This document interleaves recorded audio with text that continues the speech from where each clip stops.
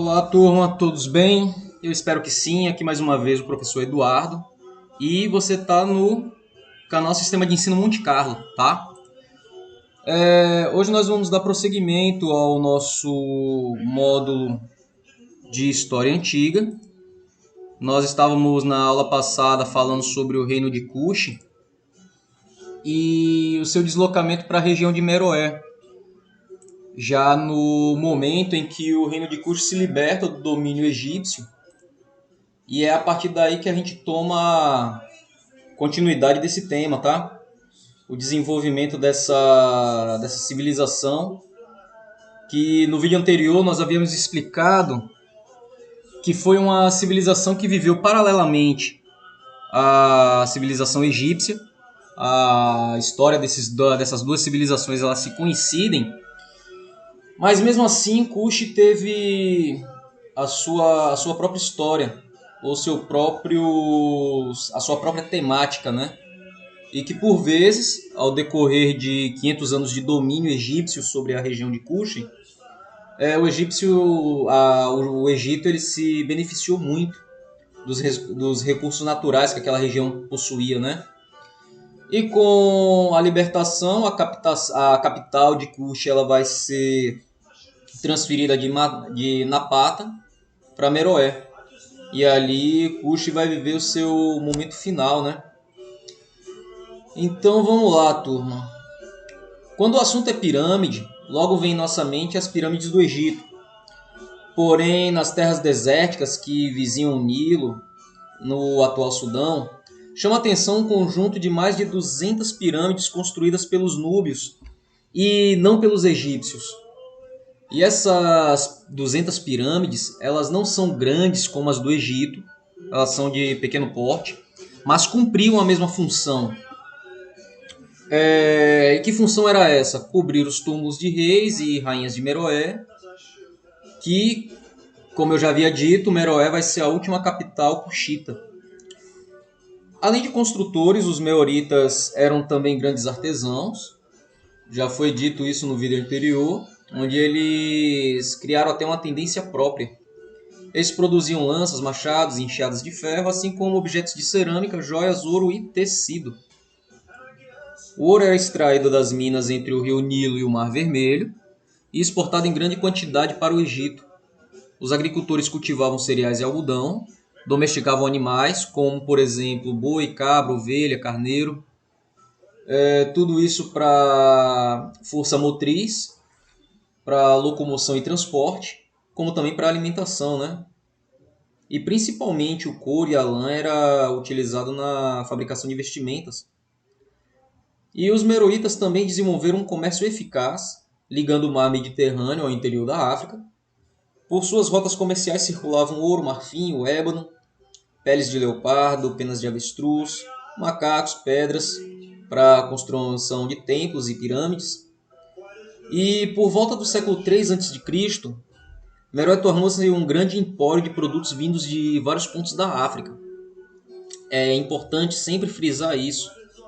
O comércio como uma engrenagem que ela sempre vai permitir a evolução do próprio ser humano e o intercâmbio cultural. Muitas das trocas de informações e de cultura, de conhecimento, vai ser proporcionado pelo comércio, tá? O encontro de pessoas para práticas comerciais vai também ser um intercâmbio muito eficiente. O papel da mulher na civilização meroíta, principalmente da família real, que essas mulheres da elite, elas tinham muito poder e no princípio elas se limitavam a educar os príncipes e depois passaram a exercer um papel mais importante na escolha do rei e na cerimônia de coroação. Ela vai ser uma grande instrutora para a escolha do próximo líder ou do líder atual e muitas vezes ela vai ser até a mentora desse rei que, consequentemente, é o filho dela. Com o poder crescente, algumas se tornaram regentes de seus filhos menores e até mesmo ocuparam o lugar de rainha-mãe. E elas eram conhecidas como Candaces.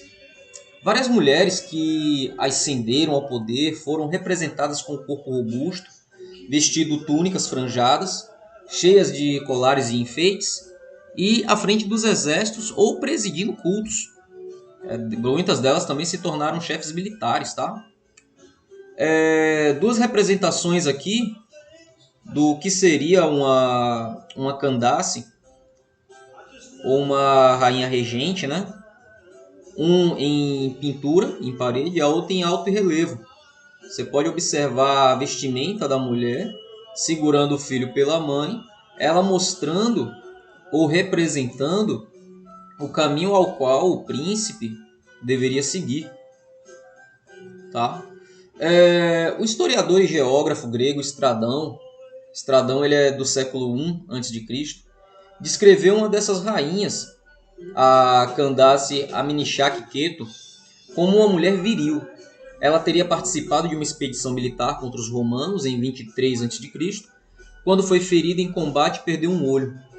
Mesmo lutando nas guerras, as mulheres de Meroé não deixavam de ser vaidosas. Isso é típico, né, da natureza feminina. Elas pintavam o cabelo com rena e deixavam muito curto, às vezes usando um pequeno topete, isso até para, dentro de um campo de batalha, confundi-la com um homem. Em diversas pinturas daquela época, as damas reais aparecem representadas com maquiagem nos olhos e unhas longas e bem tratadas. A escrita meroíta ainda não foi totalmente decifrada. Ela ainda continua sendo um mistério para muita gente, tá? Os estudiosos conseguem identificar os sons de cada um dos sinais da escrita, mas não conseguem interpretar as palavras que elas formam. Desenvolvida a partir da escrita hieroglífica egípcia, lembrando que no período de domínio do Egito sobre a região de Kush, os cuxitas eles vão assimilar muito da cultura egípcia, e principalmente a escrita, tá? E era uma escrita alfabética e tinha duas formas distintas. A primeira delas, mais restrita, era destinada aos documentos religiosos e reais. A segunda, mais utilizada do que a anterior, era a escrita cursiva, derivada do demótico egípcio, ou aquela linguagem popular, né, usada entre eles. E o alfabeto dessa segunda escrita tinha 23 sinais. E ela a dinâmica ou a forma de se articular esse vocabulário era a seguinte: cada consoante estava previamente associada a uma vogal. Você nunca na escrita meroíta você encontra uma consoante sem estar seguida de uma vogal. Isso porque, por exemplo, a letra M indicava tanto a própria consoante quanto a sílaba ma. Já as outras vogais deveriam acompanhar a consoante M para indicar outra sílaba. Ou seja, uma consoante ela dava o som de vogal ou ela dava um som fonético por conta da vogal. E isso não acontecia com a vogal. A vogal ela precisava de uma consoante, porque senão ela não formaria uma fonética. É como se a fonética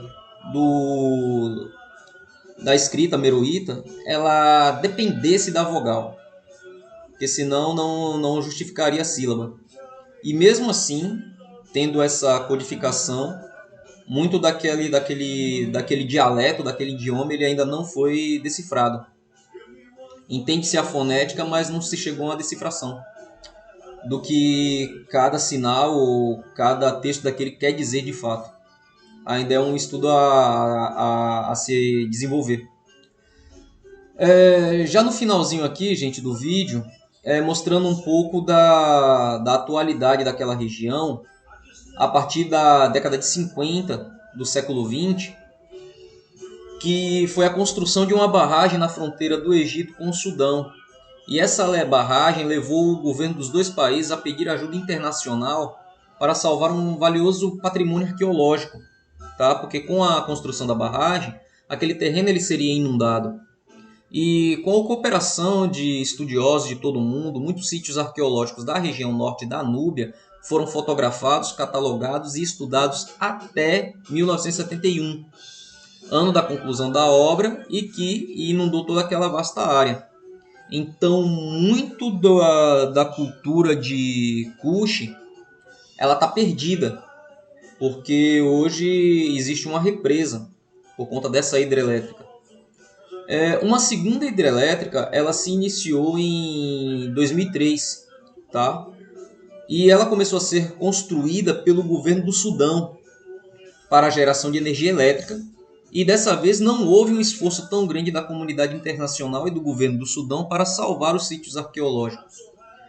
Ativistas acusavam o governo sudanês de não ter desenvolvido um programa de estudo de impacto ambiental e histórico, além dos efeitos da criação da hidrelétrica para a população local. E, mais uma vez, mais um episódio em que um sítio arqueológico ele foi totalmente destruído por conta da ação do homem, ou em nome de um progresso, né?